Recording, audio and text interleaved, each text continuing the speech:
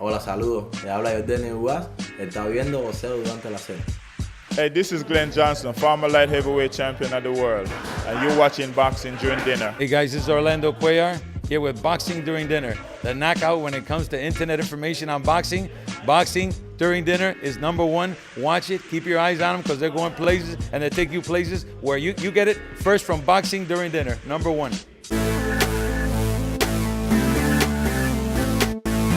Welcome to Boxing During Dinner, episode 19. Yeah, throw it up. Come on. And we're laughing because it was a blooper, I guess. Yeah, before. which you won't see. Maybe someday. It's edited out. But let's start right away by saying what we're eating. Yeah, let them know, Carol. Because we want to know, and people want to see Carol. I don't even know what this is. Okay, we are eating a sandwich from Publix. Oh. That's it, plain and simple. Not sponsored. But Yeah, not sponsored. Not sponsored. They were just hungry for Sublix. from Publix. That's basically it. But we do have some thank yous. First off, Gladys Rosa from Facebook.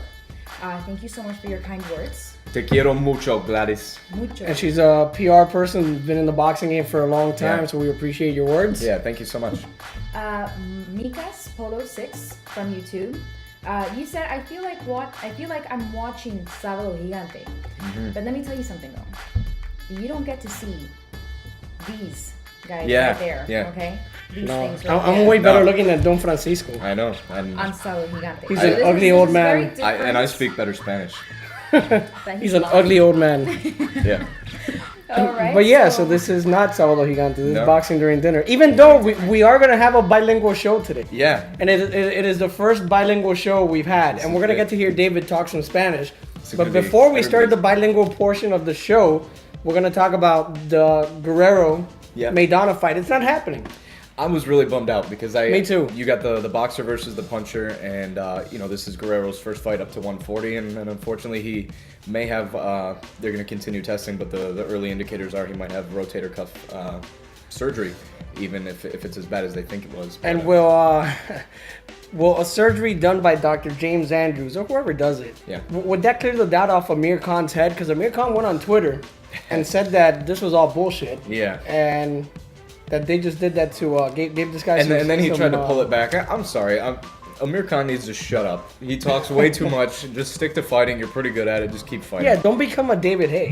Yeah. I mean, you're a pretty good fighter already, so don't become a David Haye. Who, by the way, Carl Frosch says he believes David Haye is going to retire. We'll, of course, keep you posted as we hear more. And what's he going to do with his life? Who knows? Try to look pretty and complain about his toes. But the next thing up is apparently the rumor, at least for the moment, is that Maidana is in fighting condition. He wants to fight. They're saving a date for him on September 16th in Argentina for a no-named opponent. Who's even, when he's named, will probably still be a no-named opponent. The Maidana is just going to kind of blitz through to stay busy. But it's unfortunate. Maidana is a fighter we like a lot. Guerrero is a fighter who's been through so much, not just himself, and he's but a good fighter. with his wife. He's an exciting fighter. And to see him move up to 140 is, something a lot of people were interested to see because he has the frame a lot of people think to even go up to 147, and now that's on hold. And I thought he might have a better career at 140 just because of, the weight and the way his body's structured. Yeah. It might be better fitted for him. Somebody who we love on the show, who we've had on before, Glen Johnson, is going to get a title shot against Lucian Bute. This is awesome, man.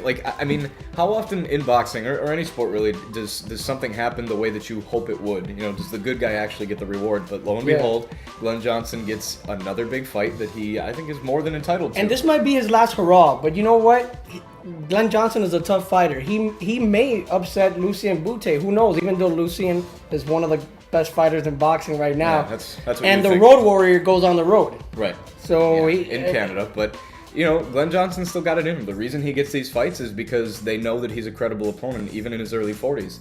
And everybody has their day, and Glen Johnson is in the ring because he deserves to be there. And he's, it's not even just a puncher's chance. Glen Johnson knows how to fight through and through. It's not just like he's going to be looking for a knockout by some kind of stroke of luck. I really think it's a fight he could win, and I hope he does. And before we continue, this cool shirt with Mike Tyson and Trevor Berbick on here was given to me by my brother, Albert. So thank you very much. And I got this one at NikeStore.com when it was on clearance for $7.99. When Nike pays us, we can start mentioning them a little more, right? But before we bring on our guest, this Friday on Telemundo, a rematch, Jose Nieves and Cuauhtemoc Vargas. And also Jairón Socarrás from a Cuban fighter here from Miami. He'll be fighting on Friday night. And if you want to join Jairo Socarras's, they're selling tickets for his the Maha Express is what they're calling it. They're filling a bus with people here from Miami and driving it up to Kissimmee for his fight. Nice. That's all I got. And Nice. Maha's some sort of a snake. But now we're gonna begin our bilingual portion of the show. I'm gonna slide over and let you handle this for a bit. Because here in the Boxing During Dinner studio, aka Alex's apartment, we have Yordenis Ugas, who is an accomplished amateur. He's one of the best prospects right now in boxing, so we're gonna bring him on. And bienvenidos to Yordenis. Para que te sienta acá. A bronze medal Olympian too. How about we mention that? He was an accomplished amateur. He won a world championship. He won a bronze medal in the Olympic Games. And to me, when I was watching those Olympic Games, he was the guy that was more pro-ready than any of the other fighters I saw. Cuando yo te vi en la Olimpiada de Beijing, para mí tú eras el peleador que vino en lo amateur, que estaba más listo, más adecuado para ser profesional. ¿Piensa que tú siempre has tenido ese estilo profesional desde lo amateur? Sí, de lo amateur siempre peleé un estilo así, un poco, no tanta movilidad como son los amateurs normalmente. Siempre fui más vertical. Siempre fui más para... nunca usé tanto movimiento ni desplazamiento tanto. He said when he was in the amateurs, he didn't use a lot of movement like a lot of other amateur fighters do. You know, they try to accumulate points, but he was more of a stand-up fighter, more of the professional game. And since you got here, you told me you joined up with John David Jackson, who's one of the best trainers in boxing, former world champion. How has he helped you out in the professional game? Cuando llegaste me dijiste que desde tu primera pelea estaba con John David Jackson. ¿Cómo John David Jackson te ha ayudado a ti como profesional? Porque él fue un gran campeón y buen entrenador. Sí, fue un gran campeón y está conmigo desde que comencé a entrenarme aquí en Estados Unidos. Él y también tengo a otro muy conocido, el Tigre, que también me ha ayudado muchísimo. Y es parte de mi equipo de trabajo, que son excelentes. He renunciado a todos los entrenadores, todos los mejores del mundo, lo que dicen ser, por continuar con mi equipo. He said he's been training with John David Jackson, who's a great trainer, a great former world champion, and also El Tigre, Eric Castaño, who has been with Jermaine Taylor and other fighters. And he said he's set aside other trainers. He's given up on other trainers and told them he's not interested because he wants to keep John David and El Tigre. The way that the Cuban fighters have moved up as professionals, you know, they moved up pretty quick. Do you think you should be at that same level pretty soon? Está peleando en las 135 libras, tiene 9-0. 140. Ahora en las 140, 140. Y ha subido, tiene 9-0. De la forma que ha subido los otros peleadores cubanos, como Rigondeaux, Gamboa, que pelearon por campeonato temprano en su carrera, ¿piensa que tú vas por el mismo camino que pronto vas a pelear por un campeonato? Sí, pienso eso. También me han querido llevar más despacio por la edad mía, que lo permite. Yo voy más despacio, poco a poco. Cuando llegue el campeonato del mundo, yo estar 100% listo para hacerlo bien. Pero sí, he hecho 9 peleas en solo un año y tengo que darle gracias a Dios por tamaña cosa.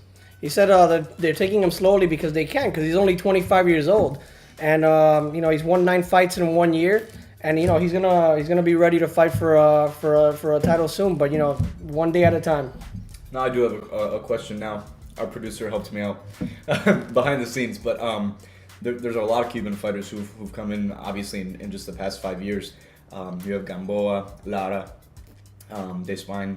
Who is your favorite among the other Cuban fighters, and how do you feel about the progress of your fellow Cuban fighters? De los otros peleadores cubanos, ¿cuál es el que tú piensas que ha tenido más éxito? ¿Cómo tú ves el progreso de ellos? ¿Y cuál fue como un peleador que, con lo mejor, un peleador cubano que fue ídolo tuyo cuando estaba creciendo?